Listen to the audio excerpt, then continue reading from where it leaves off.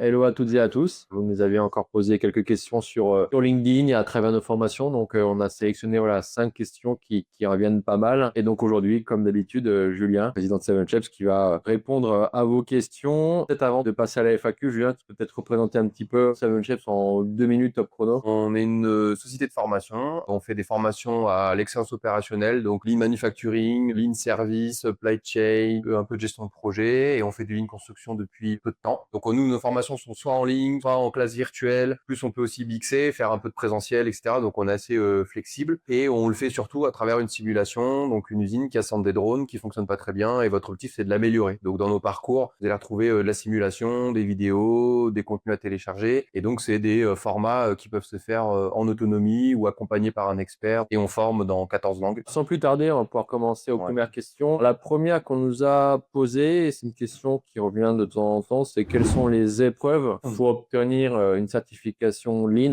Alors nous, Seven Shapes, on travaille avec l'université du Lean Six Sigma et le CESI certification. Pour simplifier, ça se décompose en deux parties. Première partie, c'est la partie qu'on appelle connaissance, avec un QCM à répondre en ligne, donc avec une note sur 1000. Et en fait, on demande à nos apprenants d'avoir un minimum 600 sur 1000 qu'ils souhaitent, alors soit passer à la partie compétence, soit même s'ils passent une formation Green Belt, passer ensuite sur du niveau Black Belt. Et donc ensuite, la partie compétence, avec soit une étude de cas, on impose à l'apprenant. Typiquement, l'apprenant est en recherche d'emploi, donc il n'a pas forcément d'entreprise. Il veut quand même pouvoir démontrer qu'il a su mobiliser les outils, par exemple, qu'il a vu en formation. Donc il y a l'étude de cas que l'apprenant va devoir compléter, corriger ensuite par un examinateur. Ou alors, que je conseille plus quand les personnes ont la possibilité de le faire, c'est le projet entreprise. Et donc là, on va coacher en fait chaque apprenant sur leur projet, typiquement un projet DMAIC, niveau Green ou Black Belt, avec des différences forcément suivant le profil de l'apprenant. On va vous coacher pendant votre projet, et l'idée, c'est que vous puissiez présenter votre projet à l'oral devant un jury, avec le sponsor forcément de l'entreprise, avec quelqu'un d'extérieur forcément à Seven Shapes, mais qui fait partie de l'UL6S, comme Schneider,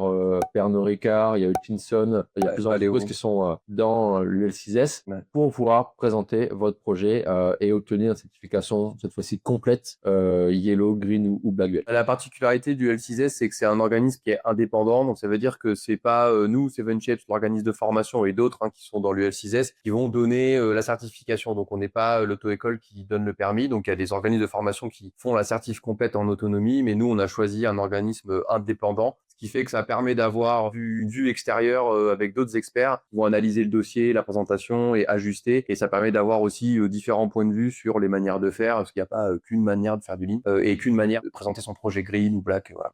Deuxième question, pour démarrer une démarche, Lynn, du coup, Ouais. que conseilles-tu? Former tout le monde, puis faire monter en compétence les gens, former des relais dès le début, puis le reste des collaborateurs. Il y a plein de méthodes pour déployer de l'amélioration continue. Ça dépend beaucoup des boîtes, des secteurs d'activité, de la maturité, si c'est une petite entreprise, une moyenne ou une grande. Donc si elle est confrontée à des marchés extérieurs ou à des concurrents, par exemple. Mais une première méthode, c'est la base, c'est que tout le comité de direction soit engagé dans une démarche d'amélioration continue. C'est-à-dire qu'il y a des écarts dans l'entreprise ou des choses à améliorer. Et donc ça passe en partie par de l'amélioration continue des process actuels. Donc ça peut passer aussi l'amélioration de la perte de la boîte par des nouveaux produits, une stratégie commerciale différente, etc.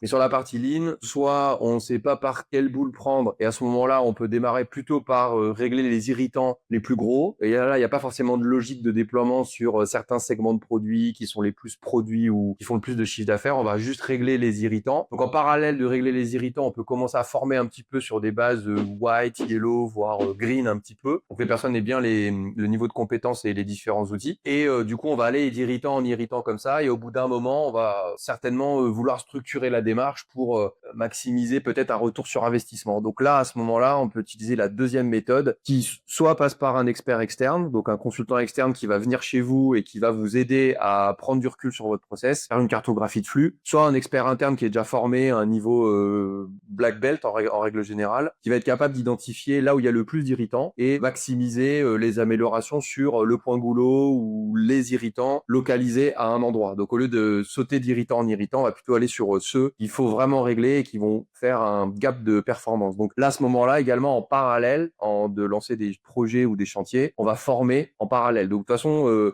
La formation, c'est obligatoire parce que si vous traitez les irritants mais que les personnes ne sont pas formées, elles vont pas être outillées et donc vous allez perdre vachement de temps. Ce sera pas très efficace. La méthode 1 serait peut-être un petit peu plus lent. La méthode 2, le fait d'avoir un expert, le risque, c'est de se reposer sur l'expert et de pas former en interne. Donc dès que vous enlevez l'expert de la boîte externe, du coup, la démarche, elle peut s'effondrer. Donc du coup, l'idée, c'est de former des relais en interne pour maintenir cette démarche-là et que du coup, toute la performance perdure, quoi. Donc la formation, c'est un peu en continu tout le temps. Et en plus, dans l'entreprise, plus la boîte est grosse, plus il y a du turnover. Donc plus il faut reformer des nouveaux arrivants et distiller l'amélioration sur tous les services et tous les spectres de la boîte, quoi. Question suivante, c'est quoi les grandes différences entre les différentes belts? C'est quoi? Est-ce qu'il y a une répartition idéale? Il y a une proportion de yellow, de green et de black, voire même de white à avoir dans l'entreprise? Alors, ce qui est souvent demandé par les individus, c'est plutôt du green et du black, parce que c'est ce qui est le plus reconnu sur le marché du travail. Mais dans les grands comptes, nous, ce qu'on nous demande beaucoup, quand même, la moitié, c'est du white et du yellow belt. L'idéal, c'est tout le monde formé white belt. Ça peut prendre plusieurs années, hein, suivant la taille de la boîte. C'est très rare de former 5000 personnes au white en une année. Donc, white, c'est vraiment la sensibilisation, c'est quelques heures, hein, c'est comprendre les principes du lean, la maison du lean, les gaspillages, les principaux outils. Ensuite, c'est à peu près 50-70% de la population de l'entreprise, hein, donc c'est tout compris, hein, service, logistique, production, à un niveau yellow belt. Donc là, c'est des personnes qui peuvent être capables de résoudre un problème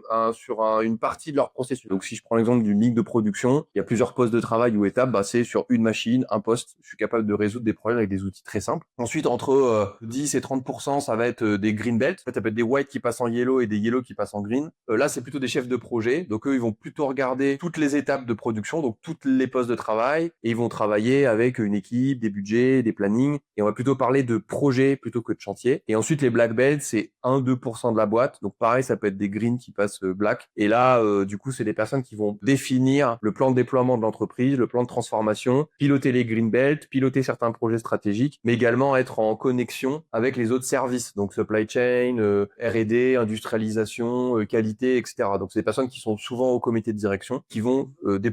Question suivante, je sais pas par quoi commencer. Quels sont les outils, les méthodes, les choses à mettre en place pour commencer à déployer un petit peu la démarche? Ça dépend déjà du type de production, c'est-à-dire que si on est dans l'agroalimentaire ou la pharmaceutique, on a tendance à faire des produits petits, on va dire, et standards, donc on va fabriquer sur un stock. En règle générale, on a des lignes plutôt automatisées. Au-delà des aspects cartographie de flux, type VSM, swimlane, analyse de déroulement, donc ça va dépendre des deux méthodes qu'on utilise. Hormis ça, on va plutôt s'orienter sur des démarches type TPM, SMED, 5S et toujours animation intervalle court, donc c'est suivi d'indicateurs réguliers de la perf de la ligne. Et plus on va monter sur des lignes qui seront plutôt vers de l'assemblage et avec des produits de moins en moins standards, donc de plus en plus personnalisés. Là, à ce moment-là, si on est dans de l'assemblage, par exemple, tout ce qui va toucher aux approvisionnements de lignes, 5S encore une fois, Kanban, flux tiré, gestion des encours, gestion des stocks. Donc là, on va travailler plutôt sur ces outils-là. Et dès qu'on va remonter sur des produits plus personnalisés, là, à ce moment-là, on va aussi remonter sur la partie lean service, mettre les mains dans la R&D, l'industrialisation. Les outils de base, ça reste chasse au gaspillage, analyse rouge-vert, cartographie de flux. Et ensuite, les outils peuvent être plus ou moins orientés sur les équipements de production si il y a beaucoup de capex, il y a beaucoup de machines, et plus orientés flux, logistique, formation des personnes, si on est plutôt sur de l'assemblage. Et après, il y a le chapeau commun qui est l'animation intervalle court, tout ce qui va être standardisation, les audits, les OBA, etc. Donc ça, c'est un truc qu'on a tout le temps pour fluidifier toute la com, quoi. J'en profite, Noémie vous a concocté pas mal de petits fiches outils. Oui. On les mettra en lien à la rigueur dans la vidéo. Et dernière question, en gros, pour anticiper, qu'est-ce qui peut faire rater mon déploiement en ligne? Alors moi, je suis toujours un top 5. Ouais. C'est le manque de vision et de direction. Vouloir faire tout de suite, baisser les bras au premier échec, pas embarquer tout le monde et surtout essayer de tout calquer comme chez Toyota. Je sais pas si toi, Julien, t'as un top 5 ou... Déjà, le 1, c'est le manque de vision, c'est-à-dire que souvent ce qu'on voit, c'est la vision vers quoi va la boîte et pas communiquée. Donc du coup, les gens comprennent pas pourquoi faut améliorer les flux parce que souvent le changement d'une entreprise c'est lié à des facteurs extérieurs, des causes de changement en fait, qui peuvent être des évolutions de normes, des évolutions technologiques, des nouveaux concurrents qui arrivent ou une évolution sociétale. On veut être moins impactant sur l'environnement ou avoir une parité homme-femme, etc. Et donc du coup, c'est déjà la première erreur, c'est de pas communiquer communiquer sur les changements. Ensuite, le risque, c'est de faire débarquer quelqu'un effectivement qui vient de chez Toyota ou d'un grand groupe qui a fait du lean et qui arrive dans un environnement qui est différent. Donc, je sais pas, on vient de Valeo et on arrive dans la pharmaceutique. Bon, bah, c'est pas le même environnement ou dans le luxe. Bon, bah, si on essaie de calquer les méthodes Valeo à une boîte de luxe, ça va pas forcément fonctionner parce que c'est pas les mêmes produits et pas la même histoire. Le copier-coller marche jamais en règle générale. Et 3, du coup, c'est de pas expliquer quel problème on a. C'est-à-dire, on va tout de suite dire, faut faire du 5S, faut faire de l'animation à intervalles courts, mais pourquoi? Quel problème on veut tacler? Donc, faut bien communiquer sur le problème et lancer des chantiers, lancer des améliorations. Et donc, la quatrième chose, que les gens soient pas formés, en fait, sur le terrain, ce qui fait que du coup, les gens ont pas les outils. Et en fait, au bout d'un moment, ils en ont marre, ils ont autre chose à faire, parce qu'ils sont pas outillés, quoi. Et la cinquième chose que je vois, c'est les personnes sur le terrain sont pas forcément motivées par la mise en place de l'amélioration. Nous, on le voit chez plein de clients, ils vont se former, ils ont du mal à passer à l'action parce que soit ils ont pas identifié les chantiers ou les projets à faire en amont, il y a pas vraiment de roadmap, il y a pas vraiment de vision, c'est pas trop par quoi commencer. Et deux, les gens ont pas forcément le temps de le faire parce qu'ils vont le faire en plus de leur boulot. Donc en général, il faut enlever des tâches en fait qui se font tous les jours pour laisser de la place pour faire de l'amélioration continue et potentiellement mettre des indicateurs personnels sur les personnes pour qu'elles soient potentiellement caser une part de variable ou une prime si elles ont atteint les objectifs, quoi. Si on fait pas ça, on est sûr de rater son plan de déploiement. Ça c'est clair, quoi. Bah, c'était la fin des 5 questions. On a été